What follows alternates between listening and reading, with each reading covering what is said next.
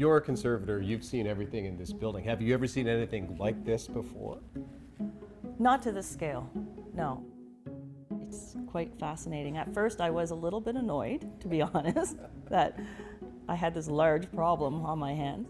But then it's been fun because I've learned so much about insects and entomology and just how our ecosystem works. It's kind of fun. Hi, my name is Miki Lee and I'm a conservator here at the rooms. So the Earth Our Mother is a fin whale skull that was carved by Billy. He was commissioned to carve it over the course of the Buena Vista Biennale. Her name, this piece, it's titled The Earth Our Mother. This is the most important piece I've ever made and potentially will be the most important piece that I will ever make because of the meaning. When it arrived at the rooms, as per our policy, we had an assessment of it and soon discovered that it had a lot of issues, actually. A lot of issues? Well, one major issue, but a lot of them. So before Billy carved this, it sat on a beach for over 40 years.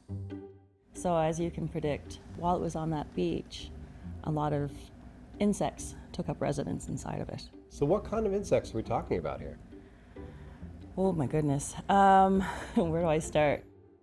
Do I want to see? Yes, you want to see this. It's so cool.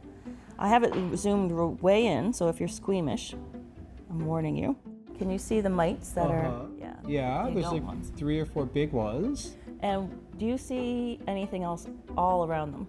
Yeah, there's 3 big bugs and there must be hundreds of these little white speck things. Right, so those little bugs are, I guess you'd call their offspring. The little white dots are the baby mites. Yeah, and it's completely covered in that. Ah! I probably ingested some of them just by looking at it. So the only reason that we were able to identify what insects were coming out was because we captured them on sticky traps.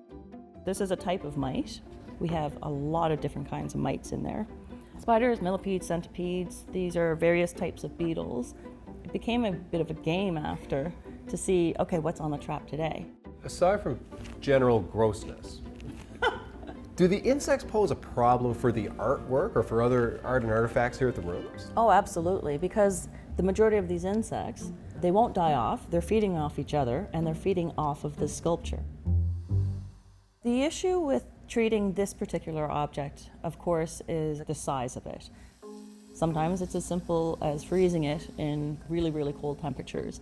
This one, freezing wasn't even an option because I couldn't get it through the freezer doors. And besides that, I really felt that it wouldn't withstand freezing, the thermal shock of it. A lot of people said to me, why don't you just spray it with Raid?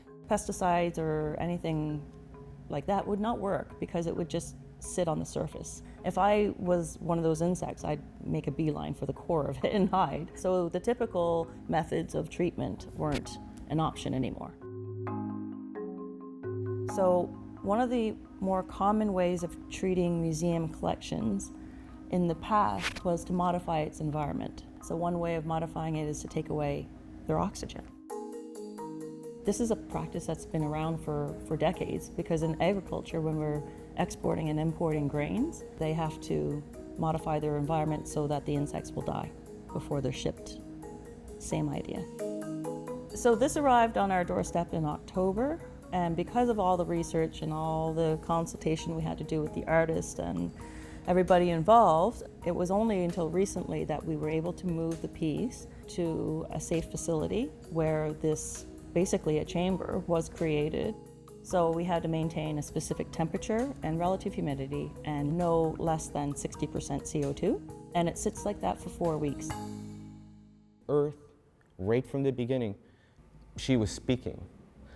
But unfortunately now, we don't listen anymore. So she's not speaking anymore. She's yelling.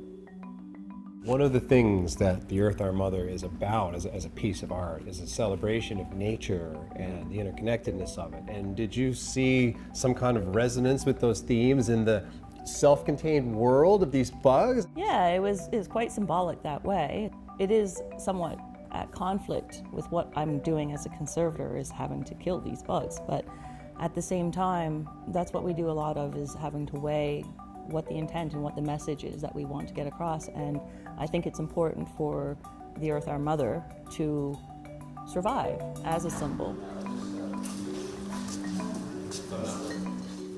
Personally, the thing that I took from this was just how amazing insects are. You know, at first I saw them as a nuisance. That's my job as a conservator, is to make sure they don't enter my life. But it's quite fascinating to know how they are basically their own little ecosystem inside this sculpture.